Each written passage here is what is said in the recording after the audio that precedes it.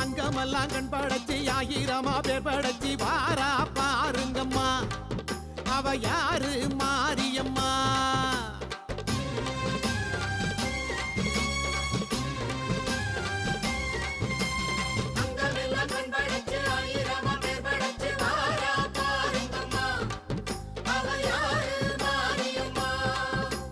கண்ணபுரத்தா அவ என்ன படைச்சா